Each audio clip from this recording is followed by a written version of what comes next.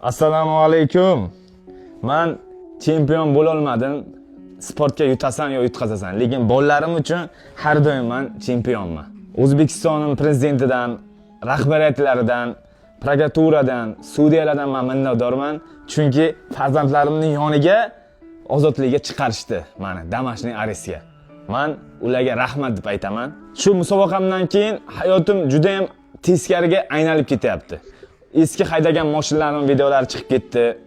Keyin Toshkent shahar prokuraturasidan protest kirdirilibdi sudga. Nimaga qanaqa kirdirilgan 2-fevral kuni uni bilmadim-u, qamoq bilan bo'lgan jazo qilib berishlaringizni so'raymiz deb. 17-fevral kuni bizni sudga chaqirishgan. Meni qamoqqa bo'lgan jazo bilan almashtirishlari mumkin. Farzandlarimni ko'ziga men qamoqqa vaqtim quvonch yo'q edi. Men ko'chaga chiqdim, farzandlarim hammasini ko'ziga quvonch bor. Ota farzandlarning yoniga bo'lsa quvonch bo'ladi. Mayli meni qamab qo'yishi mumkin. Men o'zim qornimni to'ydirishim mumkin. Men ichkariy bo'lib, lekin mana to'rtta bolamni qornini kim to'ydiradi? Farzandlarimni ko'zdan quvonch ketadi-ki. Men O'zbekiston prezidentimdan, rahbariyatidan so'rayman. Ichmasam, chakmasam, qimor o'ynamasam, qimorni taqlid qilmasam, meni nima sababdan qamashadi? Men shuning uchun prezidentimdan, u kishining qizlaridan, oilasidan iltimos qilib so'rayman, rahbariyatdan iltimos qilib so'rayman. Meni farzandlarimning yoniga qolishlik, ulardan motivatsiya olib, harakat qilib, jang qilib, O'zbekistonning bayrog'ini yuqoriga ko'tarishim. Men chet ellarga qiynaldim, shuncha yurdim, lekin O'zbekistonga kelib maza qilib yashayapman. Bundan men faxrlanaman o'zbekligimdan. Shuning uchun men sizlarga chiqolman. Meni sudga chaqirishyapti. Protest kirdirilgan, uni qaytadan qamoqqa almashtirilsin deb. Qamoqqa aylantirilsa, men qamoqqa ketsam, farzandlarimning yoniga, meni ota-onamning yoniga kim qolishi mumkin? Bu bosh egib video qilish emas. Farzandlarim uchun har bir ota hamma narsaga tayyor turadi. Uydan chiqmaslikka tayyor turadi. Farzandlar uchun hamma narsaga ota tayyor turadi.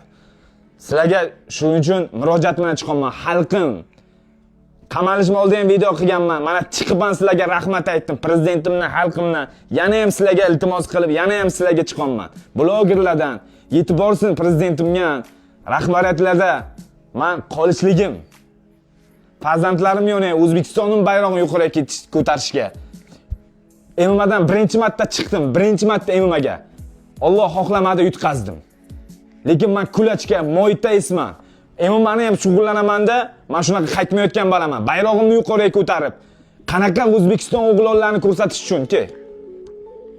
Shuning uchun sizlarga shu videoni qo'yonman. Tarqatib, rahbariyatdan, sudyadan, O'zbekiston prezidentimdan iltimos qilib qolaman. Qamoq bilan bo'lmagan jazo qilib berishlaringizni, o'sha joyga qoldirishlaringizni xohlayman. Hattoki jangning vaqti 9:30-9 ga o'yga bo'ldim. Men farzandlarimni yonayman. Men undan xursandman. Sizlardan iltimos qilib qolaman, hamma blogerlardan va aka-ukalarimdan bu videoni inshaalloh maksimal men qo'llab-quvvatlashlaringizni, sizlarning yuraklaringizga, men ishonchlaringizga ana shunday qolishni xohlayman. Hammalaringizga rahmat sizlar. Men xalqimdan, prezidentimdan, rahbariyatdan iltimos qilib qolamanki, o'sha uy qamog'iga, o'sha kuchga qoldirishlaringizni xohlayman. Farzandlarimning yoniga bo'lib, ularga dalda bo'lib, O'zbekistonimga, farzandlariga o'rnak bo'lish uchun, bayroqlarni yuqoriga ko'tarishga, ko'rib mendan motivatsiya olishga, harakat qilishga yordam beraman va sizdan shuni iltimos qilib qolaman. Rahmat sizlarga.